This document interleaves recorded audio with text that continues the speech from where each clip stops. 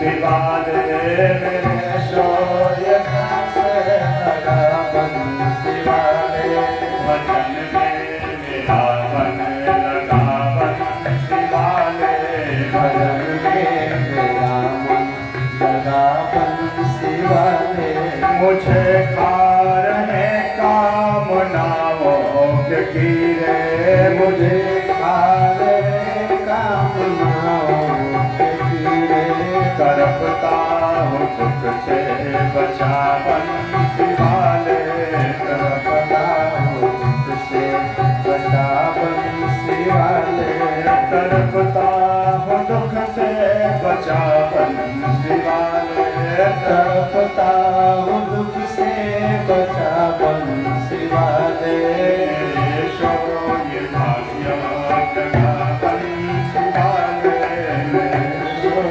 भाग्य जगा बंसी वाले विवादों में बर्बाद होता रहा हूँ विवादों में बर्बाद होता रहा हूँ उजड़ता हुआ घर बचा बंसी वाले उजड़ता हुआ घर बचा बंसी वाले उजड़ता हुआ घर बचा बंसी वाले उजड़ता हुआ घर बचा बंसी वाले मेरे शोर ये भाग्य जगा बंसी वाले मेरा शोर ये भाग्य जगा बंसी वाले भजन में मेरा मन लगा बंसी वाले भजन में मेरा मन लगा बंसी वाले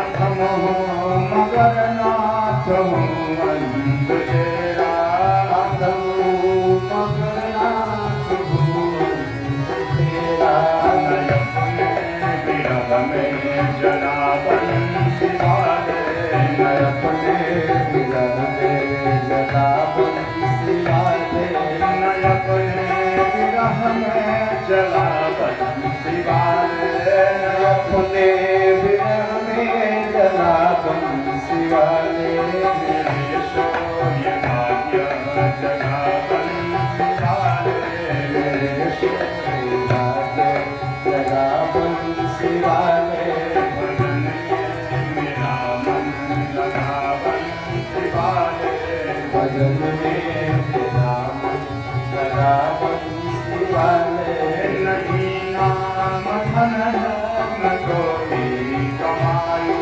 नहीं नाम धन न कोई कमाई गरीबी मेरी देख आ बंसी वाले गरीबी मेरी लगा बंसी वाले भजन में मेरा मन लगा बंसी वाले भजन में मेरा मन लगा बंसी वाले भजन में मेरा मन लगा बंसी वाले भजन में मेरा मन लगा बंसी वाले मेरे शोर ये भाग्य जगा बंसी वाले मेरे शोर ये भाग्य जगा बंसी वाले मेरे शोर ये भाग्य जगा बंसी वाले मेरे शोर ये भाग्य जगा बंसी वाले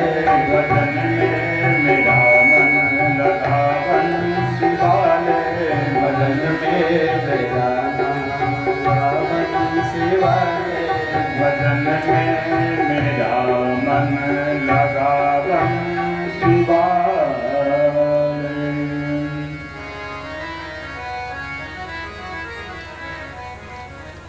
यह जो जीवन मिला है योग करने के लिए मिला है, लेकिन हम लोग भोग में बिता रहे हैं। आप लोग ऐसा मत समझिएगा कि महाराज जी सिर्फ जब तक पूजा पाठ करने के लिए ही कह रहे हैं। मैं तो यह कहना चाहता हूं कुछ लोग कहते हैं कि महाराज जी, मुझे पूजा करने में मन कम लगता है, मुझे पूजा करने में मन कम लगता है, और ऐसा कौन सा उपाय किया जाए जिसको करने के बाद भगवान से प्रेम हो जाए। तो देखिए, भगवान से प्रेम क्यों नहीं होता है, पहले हम लोग इस पर चर्चा करते हैं। हम लोग अपने बेटे को अपना मानते हैं, मकान को अपना मानते हैं, व्यापार को अपना मानते हैं, जमीन को अपना मानते हैं। एक एक इंची के लिए हमारा युद्ध हो जाता है। क्यों? क्योंकि हम अपना मानते हैं। पड़ोसी का मकान बन रहा है, थोड़ा सा 1 इंच भी अगर आप में दब जाएगा महाराज, तो मार शुरू हो जाएगा। ऐसा क्यों होता है? क्योंकि हम भूमि को अपना मानते हैं। हम संबंध जोड़ लेते हैं। पुत्र मेरा अपना है, बिटिया मेरी अपनी है, मकान मेरा अपना है, व्यापार मेरा अपना है, भूमि मेरा अपना है। हम संबंध जोड़ लेते हैं महाराज। अगर हम भगवान से कोई संबंध जोड़ लें तो मैं सत्य कहता हूं कि आपको भी भगवान से प्रेम हो जाएगा। आप जब श्रीधाम वृंदावन में जाएंगे तो आप वहां क्या देखेंगे? वहां जितने संत हैं, सभी संत अपने आप को दास कहते हैं। दास मतलब सेवक। फलना संत का क्या नाम है? राजकुमार दास। इनका क्या नाम है? कृष्ण कुमार दास। अपने आप को दास समझते हैं, यानी सेवक समझते हैं। और जितने भी आप संतों से पूछिए कि कन्हैया क्या भगवान हैं, तो साफ मना कर देते हैं महाराज। श्रीधाम वृंदावन में आप जाइए, जितने ब्रजवासी हैं, कन्हैया का कोई पुत्र मानता है, तो कोई इष्ट मानता है, कोई भाई मानता है, कोई सखा मानता है। सब लोग हमारे कन्हैया से कोई ना कोई संबंध जोड़ लिए हैं, और संबंध जोड़ करके कन्हैया की भक्ति करते हैं। अगर आप कन्हैया से कोई संबंध जोड़ लेते हैं, अगर आप भगवान से कोई संबंध जोड़ लेते हैं, तो आपको भी भगवान से प्रेम हो जाएगा। हमारे यहाँ क्या होता है, हम जाते हैं श्रीधाम वृंदावन में और वहां ठाकुर जी का विग्रह देखते हैं, कन्हैया जी का विग्रह देखते हैं, तो लेकर के आते हैं और रखते कहाँ है महाराज? पूजा घर में। और पूजा घर में कन्हैया को तो रख देते हैं।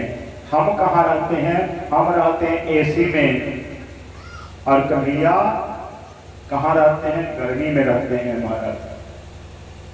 लेकिन आप जब श्रीधाम वृंदावन में जाएंगे तो वहां आपको भक्ति देखने को मिलेगा कि कैसे, किस प्रकार से कन्हैया से प्रेम करना चाहिए। इस समय जेठ चल रहा है ना, तो जेठ में इस समय गर्मी है, और गर्मी में कन्हैया के लिए कूलर लगता है, पंखा लगता है, एसी लगता है।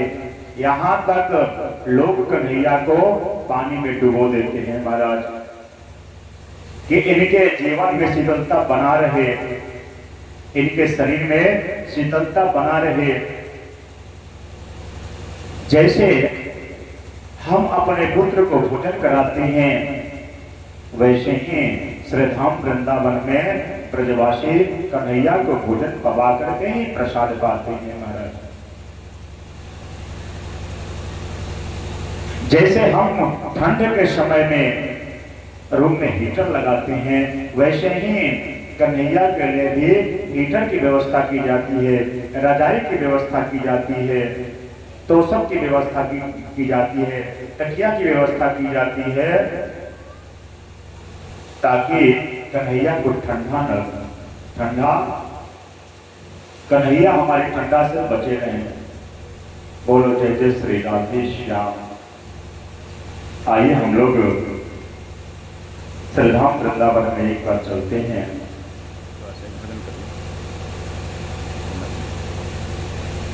हम लोग चलते हैं श्रीधाम वृंदावन में और वहां चल करके बांके बिहारी का दर्शन करते हैं।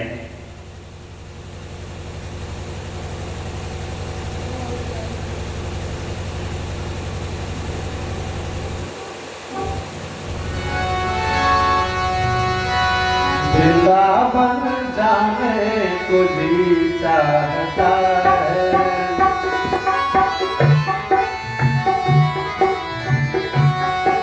वृंदावन जाने को जी चाहता है,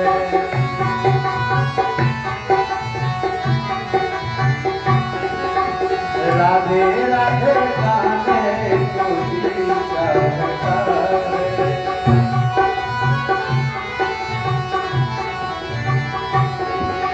वृंदावन जाने को जी चाहता है,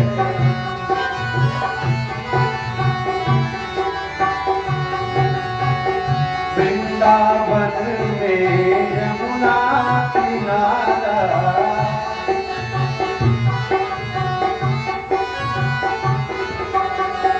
वृंदावन में यमुना किनारा,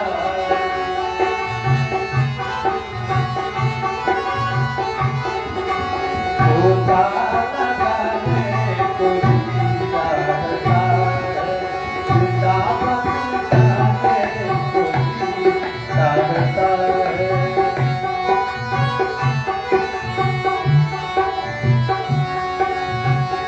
वृंदावन में जीवन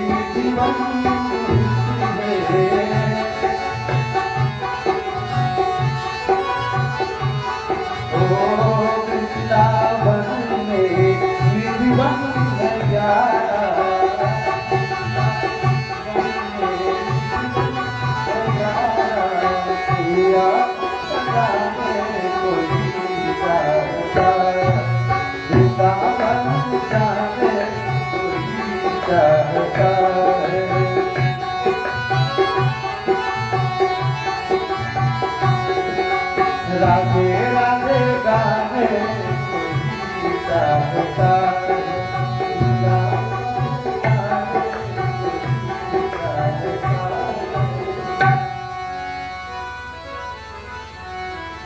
कल की कथा हम लोग श्रवण किए थे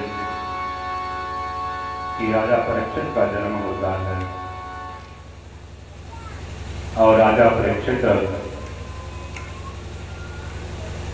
तो युधिष्ठिर जी हस्तिनापुर के गद्दी पे बैठाते हैं और कहते हैं, बेटा दो बातों का ध्यान रखना। प्रथम, अगर तुम्हारे सामने कोई पाप करता है तो तुम डट कर के मुकाबला करना कि मेरे राज्य में तुम कैसे पाप कर सकते हो। सदैव अपने राज्य को पाप से बचा करके रखना। अगर कोई भी शरण में आ जाए तो उसे क्षमा कर देना। यह दो बात कह करके युधिष्ठिर जी पांचों पांडवों को लेकर के, द्रौपदी को लेकर के दक्षिण दिशा की तरफ प्रस्थान करते हैं। रास्ते में सबका पतन हो जाता है, लेकिन स्वर्ग में सिर्फ युधिष्ठिर जी पहुंच पाते हैं। इधर हस्तिनापुर के राजा हुए राजा परीक्षित। राजा परीक्षित बड़े ही सुचारू ढंग से हस्तिनापुर का राज्य चला रहे हैं। हस्तिनापुर में जितने प्रजा हैं सभी खुशहाल हैं।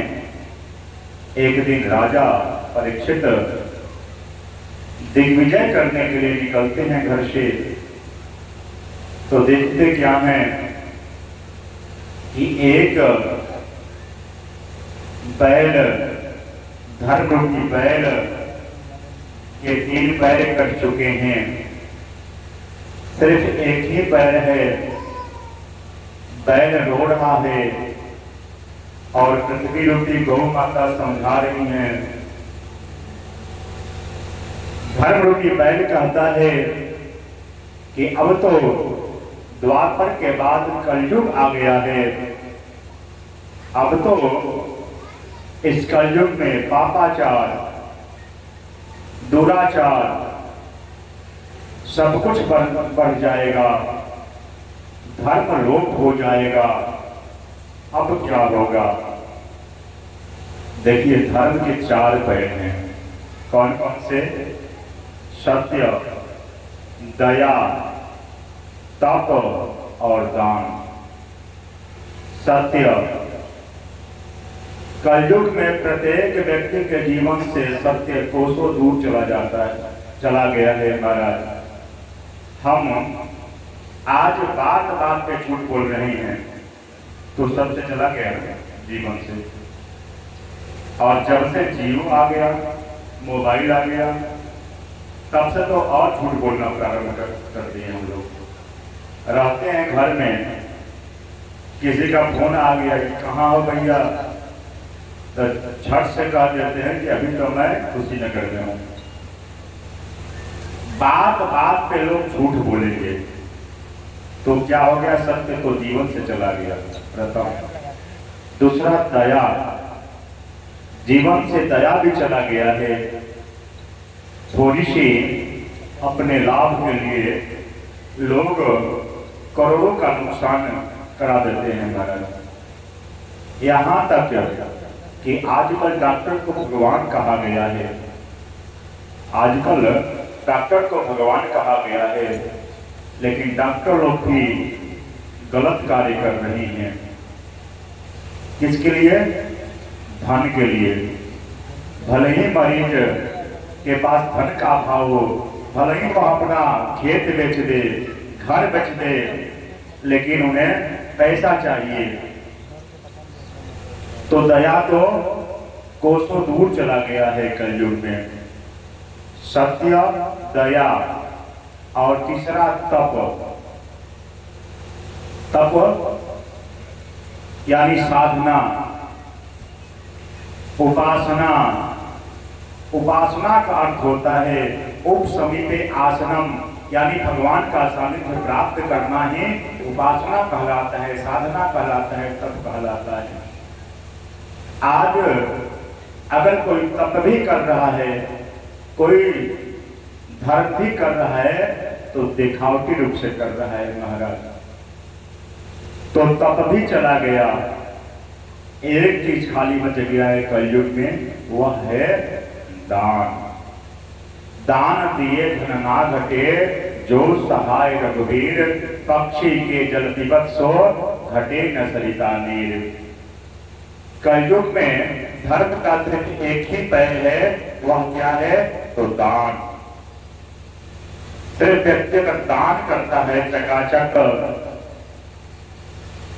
तो उसके जीवन में सुख शांति सदैव बनी रहेगी, सदैव बनी रहेगी। देखिए, एक श्लोक है, इस श्लोक में दान की महिमा बतलाई गई है। गोचीरम वाटिका पुष्पम विद्या कुपोदकम धनम, दानेन वर्धते नित्यम, अदानेन च विनश्यति। गोचीरम यानी गाय, गौ माता अपने दूध को छिपाती है ना, छिपाती हैं, तो उनके स्तन में क्या होगा? थनैल हो जाएगा। और कुछ लोग ऐसे भी करते हैं, जो व्यापारी लोग हैं, रात में कम दूध दोते हैं और सोचते हैं कि सुबह अधिक दूध निकाल लेंगे तो अधिक पैसा मिलेगा बेचने के बाद, इसलिए थन में दूध को छोड़ देते हैं। तो इससे क्या होता है, थनील हो जाता है। दूसरा पुष्प, अगर वृक्ष में से पुष्प तोड़ लिया जाए और तोड़ के भगवान को चढ़ा दिया जाए तब तो ठीक है, लेकिन अगर माली सोचता है कि इस पुष्प को मैं बचा करके रखूं, आगे त्योहार आएगा तो बहुत अधिक दाम मिलेगा मुझे, तो क्या होगा, फूल वह खराब हो जाएगा। और कुपोदकम धनम, गुप यानी कुआं का जल, कुआं का जल जितना आप निकालेंगे महाराज उतना ही उस कुआं का जल निर्मल रहेगा, नहीं तो जल खराब हो जाएगा आपका। और तीसरा धन, धन अगर हम बचा करके रखते हैं तो धन में भी विकृति पैदा हो जाता है, धन में भी विकृति पैदा हो जाता है। कोई ना कोई ऐसा कार्य आएगा जिससे धन खर्च हो जाएगा महाराज। और अगर आप गाय का दूध निकालते हैं, बगीचा में से फूल तोड़ते हैं, विद्या आप जितना दान करते हैं, कुआं में से आप जितना जल निकालते हैं, जितना आप धन दान करते हैं उतना ही आपका बढ़ेगा, ऐसा शास्त्रों में बतलाया गया है।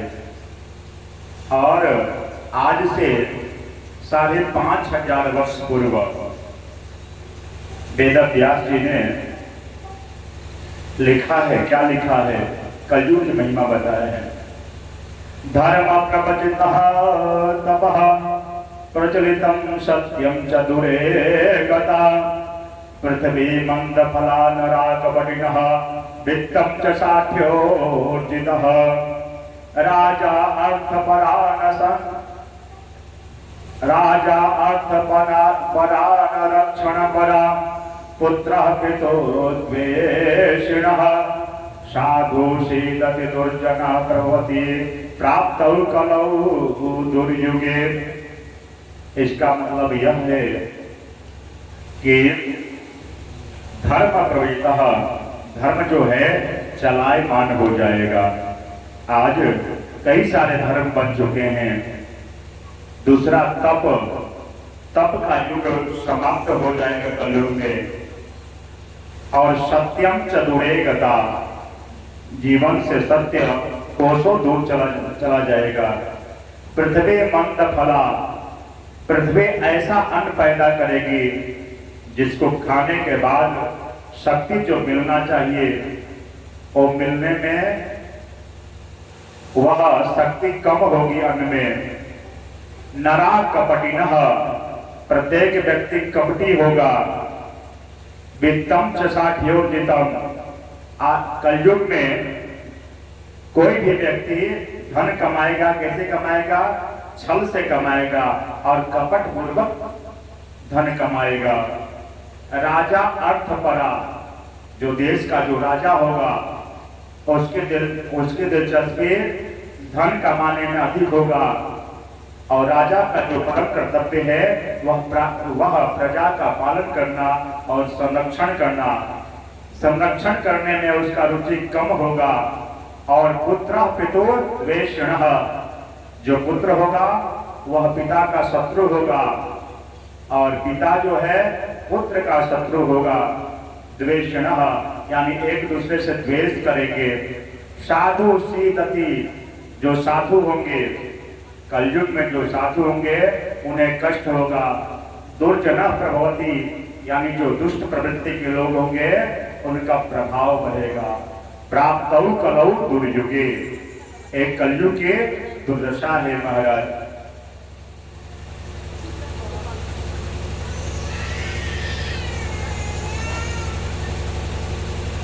धर्म रूपी बैल कहता है गौर के पृथ्वी से कि अब तो कलयुग आ गया है, अब तो कलयुग के चलते धर्म लोप हो जाएगा, सत्य जीवन से कोसों दूर चला जाएगा, तब खत्म हो जाएगा और दया भी जीवन से चला जाएगा। अब कैसे चलेगा यह धरातल? यह जब राजा परीक्षित लिखते हैं तो पूछते हैं कि क्या बात है। पृथ्वी माता कहती हैं राजन, अब कलयुग आ गया है और कलयुग में सत्य, दया और तप खत्म हो जाएगा। राजा परीक्षित कहते हैं कि मेरे कहते हुए कलयुग कैसे आ सकता है? मैं आने दूंगा तब तो आएगा कलयुग, लेकिन विधि का विधान है महाराज, जो होना है वो होगा। राजा जैसे ही घर से निकलते हैं देखते क्या है कि एक काली छाया एक गौ माता को तलवार से प्रहार कर रहा है, काट रहा है। राजा परीक्षित कहते हैं खबरदार दोस्त, तुम मेरे राज्य में गौ माता को मार रहे हो। और जैसे ही मारने के लिए उद्यत होते हैं राजा परीक्षित झट से कलयुग राजा परीक्षित के चरणों में गिर जाता है। मुझे माफ कर दीजिए। राजा परीक्षित को युधिष्ठिर जी का बात याद आता है। युधिष्ठिर जी कहे हैं पुत्र, शरण में कोई भी आए उसको क्षमा कर देना चाहिए। राजा परीक्षित कहते हैं कि तुम कौन हो? कहता है कि द्वापर के बाद अब मेरा ही नंबर है, मैं कलयुग हूं। राजा परीक्षित कहते हैं कि तुम मेरे राज्य से दूर चले जाओ। कलयुग कहता है कि पूरब से पश्चिम तक, उत्तर से दक्षिण तक जहां कहीं भी देखा जाए वहां तक आपका ही साम्राज्य है, फिर मैं कहां जाऊं? हमें भी कोई स्थान दीजिए। राजा परीक्षित कहते हैं कलयुग जाओ, जिस घर में वेश्यागमन होता हो, जिस घर में मांस मदिरा का भक्षण होता हो, जिस घर के लोग आलसी हो गए हों, जिस घर में गंदगी रहता हो, जिस घर में अतिथियों का अपमान होता हो, जिस घर में संतों का अपमान होता हो, जिस घर में पति पत्नी में क्लेश होता हो, उसी घर में जाकर के निवास करो। कलयुग कहता है राजन, मुझे भी मानवीय जीवन जीने का अधिकार है, मुझे भी कोई अच्छा स्थान दीजिए। मैं भी चाहता हूं कि मुझे कोई अच्छा स्थान मिले। राजा परीक्षित के मुख से निकल जाता है कि जाओ स्वर्ण में वास करो। और झट से कलयुग क्या करता है, राजा परीक्षित के मुकुट में प्रवेश कर जाता है। आज राजा परीक्षित स्वर्ण का मुकुट पहने हुए हैं। तो देखिए एक शंका है, कहा गया है शास्त्रों में कि हिरण्यगर्भः समुद्रताग्रे भूत सुजाता पतिरेक आसीत।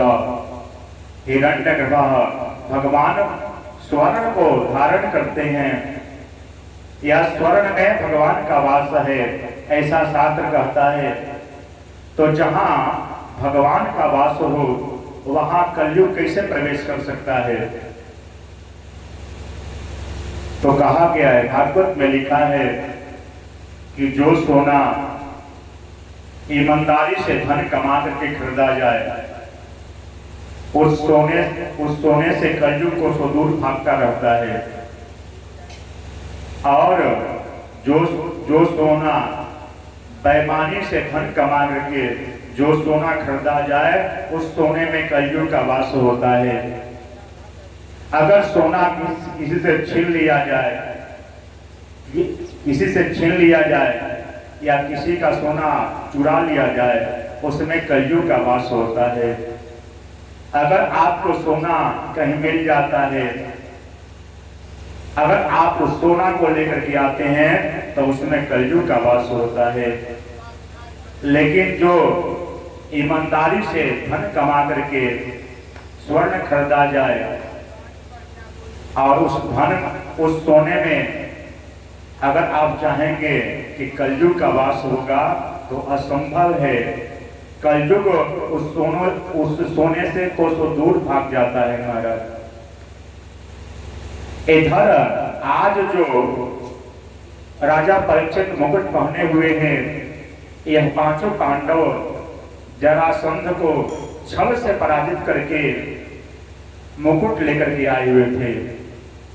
आज जरासंध के मुकुट को राजा परीक्षित पहने हुए थे, इसीलिए कलयुग राजा परीक्षित के मुकुट में प्रवेश कर गया। राजा परीक्षित संतों का सम्मान करते हैं, ब्राह्मणों का सम्मान करते हैं। आज कलयुग के प्रभाव के चलते राजा परीक्षित का बुद्धि भी विकृत हो जाता है महाराज। शौनक ऋषि के आश्रम में जाते हैं और कहते हैं कि मुझे पानी पिलाओ, मुझे प्यास लगी है। उस समय शौनक ऋषि ध्यान मग्न रहते हैं। राजा परीक्षित कहते हैं कि यह साधु संत अब ढोंगी हो गए हैं, मुझे प्यास लगी है, इनको पानी पिलाना चाहिए। राजा परीक्षित को गुस्सा आता है और बगल में एक मरा हुआ सर्प है, उस सर्प को उठाते हैं और शौनक ऋषि के गले में लपेट देते हैं और लपेट करके वहां से चले जाते हैं। एक शौनक ऋषि का शिष्य देखता है, वह दौड़ करके जाता है गंगा जी के तट पे, और गंगा जी के तट पे शौनक ऋषि का पुत्र स्नान कर रहे हैं, गायत्री मंत्र का जप कर रहे हैं। दौड़ करके शिष्य जाता है और कहता है कि राजा परीक्षित आज आश्रम में आए हुए थे और आपके पिताजी के गले में मरा हुआ सर्प लपेट करके चले गए। ऋषि पुत्र को गुस्सा आता है, हाथ में चल लेते हैं और कहते हैं इदमर्यादम तक्षकः सप्तमे हने दंशयति स्म कुलंगारम चोदितो में तदा ध्रुवम। अपनी मर्यादा का उल्लंघन करने वाला राजा को मैं श्राप देता हूं कि जिस सर्प को राजा परीक्षित ने मेरे पिताजी के गले में लपटे हैं, वही सर्प आज से 7वें दिन राजा परीक्षित का काल बनेगा। और दौड़ते हुए आते हैं अपने पिताजी के पास में, तो देखते क्या हैं कि शौनक ऋषि के गले में मरा हुआ सर्प लिपटा हुआ है। ऋषि पुत्र सर्प को निकाल करके नीचे फेंकते हैं और फूट फूट करके रो रहे हैं। उसी समय शौनक ऋषि समाधि से बाहर आते हैं और पूछते हैं, बेटा क्या बात है, क्यों रो रहे हो? शौनक ऋषि के पुत्र कहते हैं, पिताजी जब तक पांडव थे तब तक तो ठीक था, लेकिन देखिए जब से राजा परीक्षित हस्तिनापुर का राजा बने हैं, तब से देखिए यह क्या हो रहा है। आज राजा परीक्षित अपने आश्रम में आए थे और आपके गले में मरा हुआ सर्प लपेट करके चले गए। मुझे तो गुस्सा भी आ गया और मैं श्राप भी दे दिया कि आज से 7वें दिन यही तक्षक सर्प आपका काल बनेगा। शम्य ऋषि कहते हैं, अरे यह तुम क्या कह रहे हो? अरे राजा परीक्षित के राज्य में हम सब संत निर्भय होकर के साधना करते हैं, और आज तुम बोल रहे हो कि राजा परीक्षित आए थे, मेरे गले में मरा हुआ सर प्रकट करके चले गए, यह कैसे हो सकता है? शम्य ऋषि समाधि लगाते हैं, तो समाधि में देखते क्या है कि आज राजा परीक्षित के मुकुट में कलयुग प्रवेश कर गया था, जिसके चलते राजा परीक्षित का जो बुद्धि था वह विकृत हो गया था। थोड़ा वक्त निकालो मेरे वास्ते, चुपचाप बैठे सरकार, ओ चुपचाप बैठे सरकार, थोड़ा वक्त निकालो मेरे वास्ते, चुपचाप बैठे सरकार, हो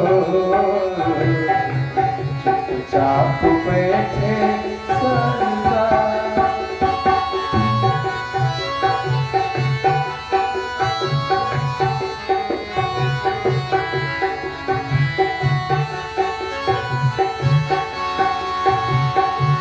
दर पे छुपा के क्यों बैठा है ओ मेरे बाबा,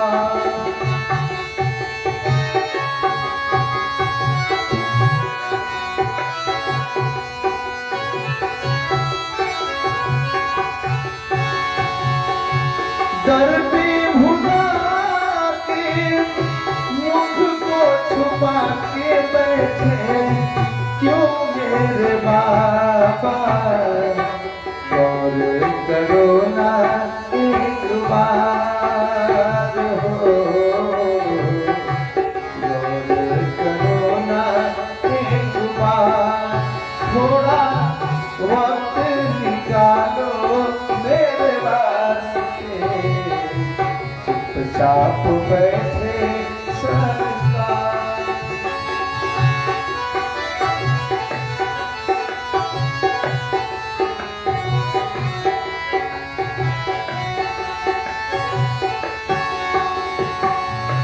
कितनी परीक्षा लिखती है बाबा तूने भाग में,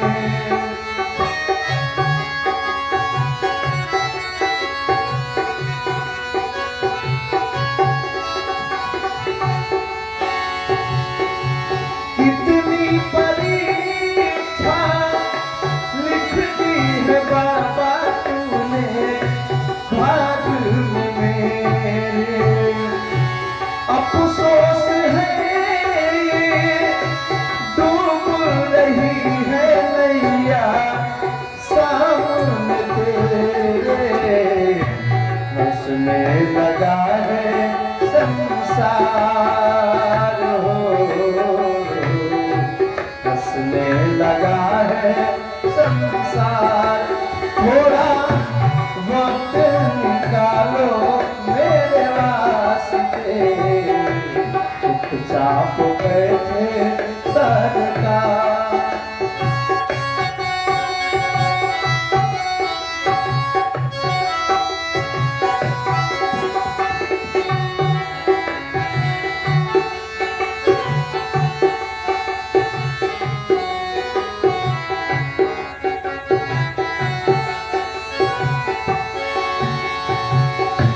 हमको लगाए चौखट तुम्हारी होगी,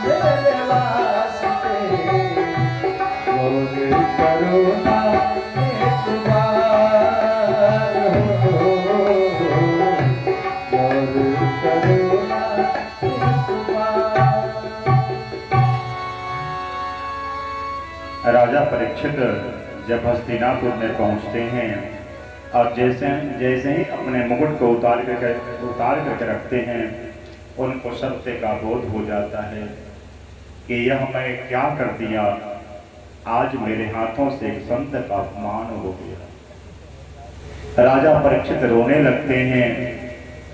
उसी समय शम्यक ऋषि का एक शिष्य आता है। शम्यक ऋषि अपने एक शिष्य को भेजते हैं यह कहने के लिए कि जाकर के राजा परीक्षित से कह देना कि आज से 7वें दिन जिस तक्षक सर्प को आप राजा परीक्षित के गले में डाले थे, वही तक्षक सर्प आज से 7वें दिन आपका काल बनेगा। ऋषि पुत्र का श्राप आपको लगा है। शम्यक ऋषि का शिष्य आता है और जैसे ही यह बात कहता है कि राजन, ऋषि पुत्र का श्राप मिला है आपको कि आप जिस तक्षक सर्प को शम्यक ऋषि के गले में लपटे हुए थे, वही तक्षक सर्प आज से 7वें दिन आपका काल बनेगा।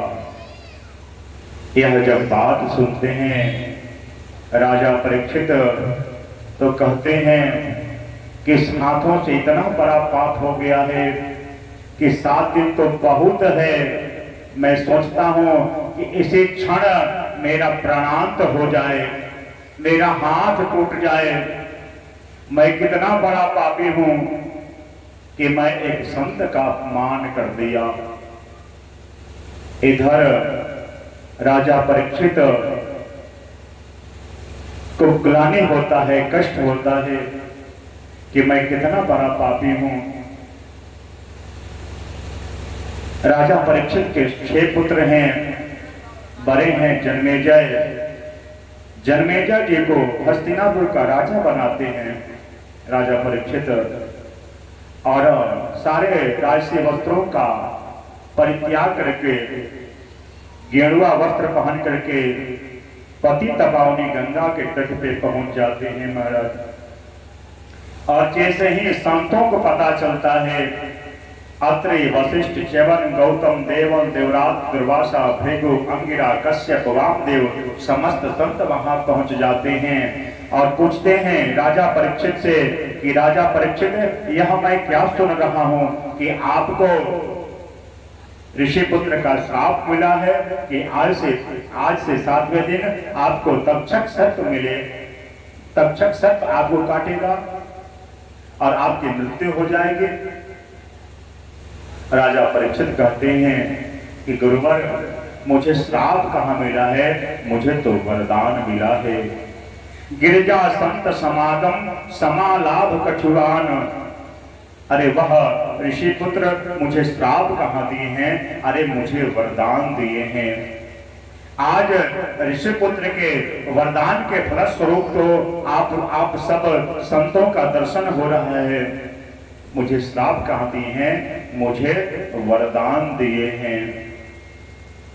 उसी समय सुखदेव जी के हृदय में हमारे कन्हैया प्रवेश कर जाते हैं और कहते हैं, सुखदेव जी, यहाँ आप समाधि में हैं और वहाँ मेरे भक्त को ऋषि पुत्र का श्राप मिला है। आप वहाँ जाइए और वहाँ जाकर के मेरे शिष्य का उद्धार कीजिए, कल्याण कीजिए उसका। भगवान कहते हैं कि अगर कोई बाण चलाता, अगर कोई अस्त्र चलाता तो मैं भी चक्र सुदर्शन से अपने भक्त की रक्षा करता, लेकिन यहाँ तो ब्राह्मण पुत्र का वाणी रूपी वाण चलाया गया है। इसलिए अस्त्र के रूप में किसको भेजते हैं, सुखदेव जी को भेजते हैं। और सुखदेव जी कहाँ पहुंचते हैं, गंगा जी के तट पे पहुंचते हैं। और जैसे ही गंगा जी के तट पे पहुंचते हैं, राजा परीक्षित जब सुखदेव जी को देखते हैं तो देख करके खड़े हो जाते हैं और जैसे ही प्रणाम करते हैं, राजा परीक्षित सुखदेव जी को प्रणाम करते हैं तो सुखदेव जी कहते हैं कि चिंता न करो राजन, चिंता न करो राजन, 7 दिन बाकी अभी, चिंता न करो राजन, 7 दिन बाकी अभी, घड़ी भर में परलोक प्राप्त होता है। खडवांग जैसे राजा को मोक्ष 2 घड़ी में हुआ, तेरा तो शरीर अभी 7 दिन तक रहता है। मेरा यह कथन सत्य है, ऋषि सब साक्षी हैं, भागवत पुराण से कष्ट सब मिटता है। देखता हूँ आज से 7वें दिन तुम्हारे लिए राजमार्ग मोक्ष द्वार कैसे नहीं खुलता है, कैसे नहीं खुलता है। तुम चिंता मत करो।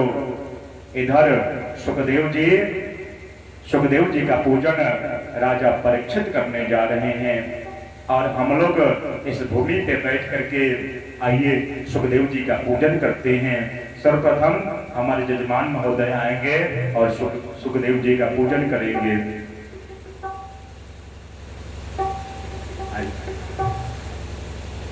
जिसको भी सुखदेव जी का पूजन करना है आकर के पूजन कर सकते हैं।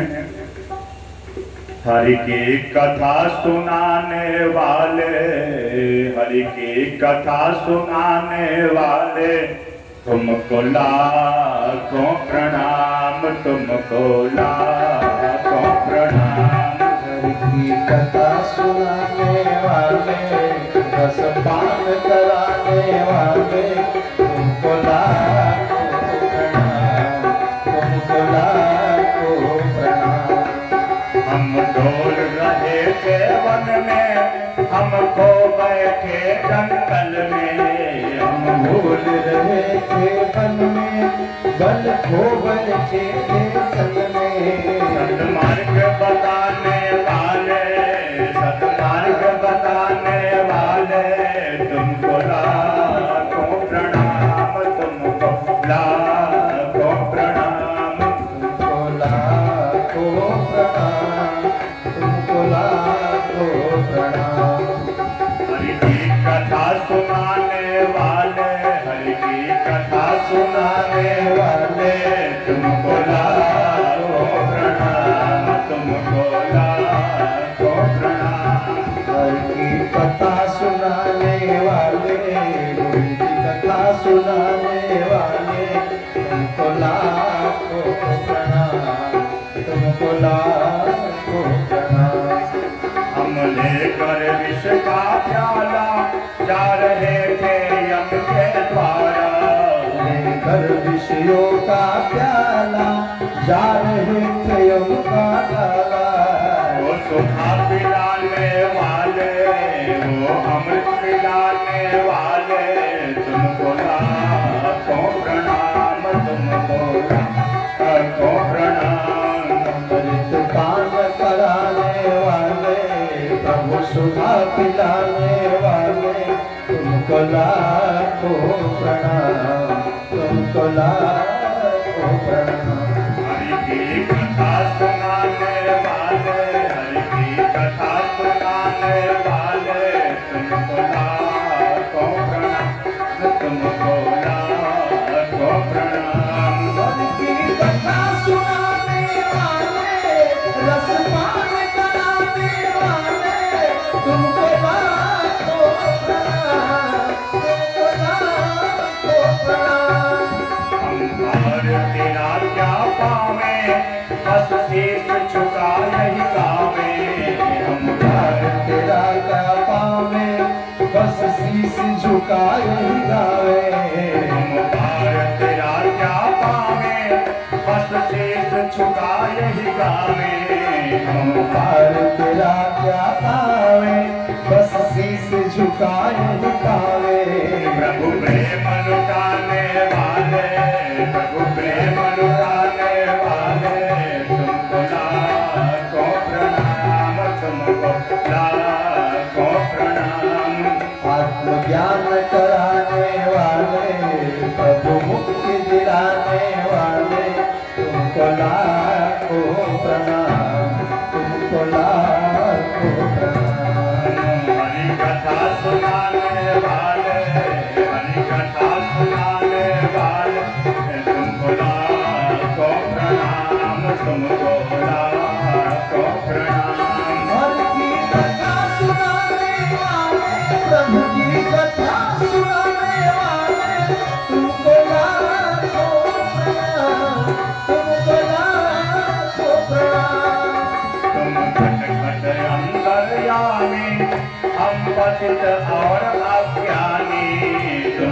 घट अंतर्यामी, हम पतित और अभिमानी। ओ कृष्ण मिलाने वाले, ओ कृष्ण मिलाने वाले, तुमको लाखों प्रणाम, तुमको लाखों प्रणाम। प्रभु की दर्श कराने वाले, हरि का दर्श कराने वाले, तुमको लाखों प्रणाम, तुमको लाखों प्रणाम। हरि की कथा सुनाने वाले, हरि की कथा सुनाने वाले, तुमको लाखों प्रणाम, तुमको लाखों प्रणाम। हरि की कथा सुनाने वाले, प्रभु की कथा सुनाने वाले, तुमको लाखों प्रणाम, तुमको लाखों प्रणाम।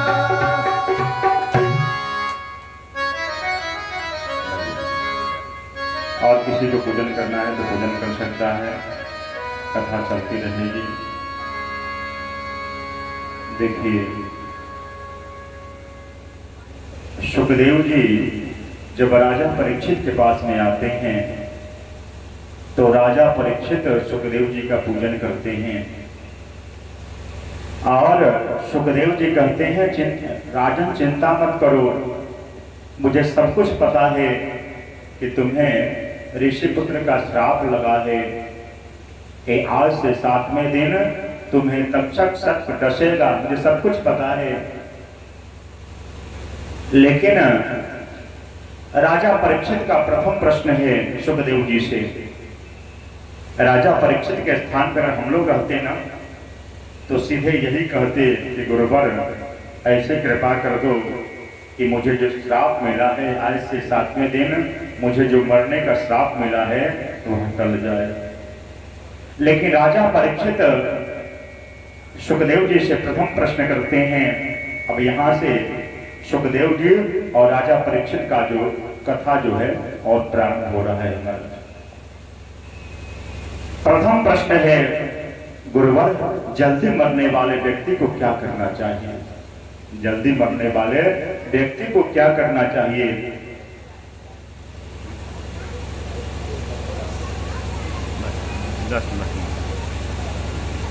जल्दी मरने वाले व्यक्ति को क्या करना चाहिए?